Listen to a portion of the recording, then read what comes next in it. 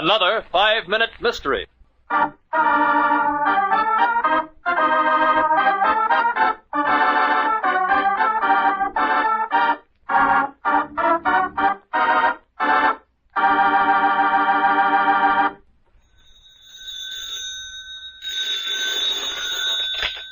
Hello?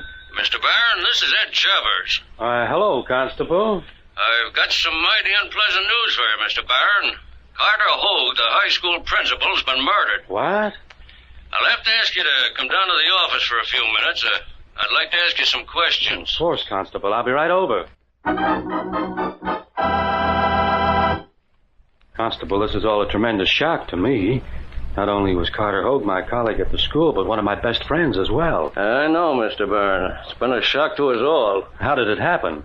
Well, as far as I know, someone crept in through the window of Hogue's house and struck him over the head as he sat in his study. Any clues?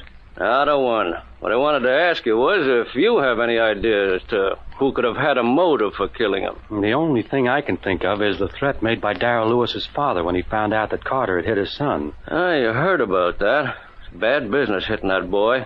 I was there when it happened. The boy provoked the incident by his surly behavior, but it was unfortunate that Carter lost his temper.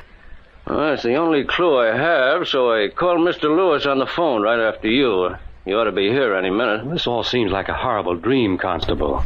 You can count on me to help in any way I can. Thank you, Mr. Barron. I will. Come in.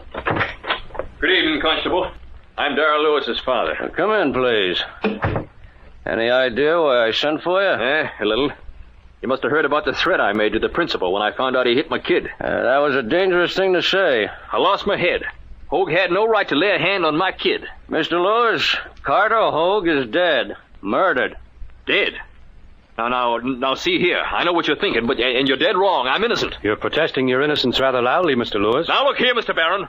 I'm not the polished gentleman you are, but I can still protect my rights. Doesn't look good for you, my friend. When you threaten to kill a man and then 2 days later he's murdered, it's more than coincidence. You better close your mouth, teacher, or I'll do it for you. Perhaps I'd better. I don't want to have you sneaking up on me and smashing in my skull with a bookend like you did to poor Carter Hogue. Why, you dirty... Easy there, Mr. Lewis, easy. And you stop this cross-examining, Barron. There'll be plenty of time for it in the courtroom at your trial. What? You killed Carter Hogue, and I can prove it.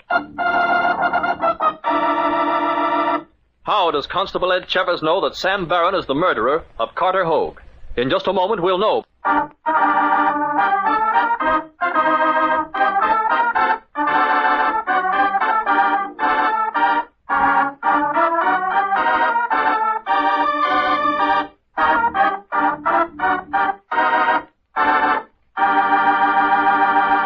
And now, back to our story. Unfortunately for you, Mr. Barron, in your attempt to pin the murder on Mr. Lewis here, you became too dramatic in describing the scene and the action. How did you know that Hogue had been struck with a bookend? I didn't tell you, and you hadn't seen the body. Only the man who committed the murder could have known what the weapon was. You protested Mr. Lewis's guilt too loudly, Mr. Barron.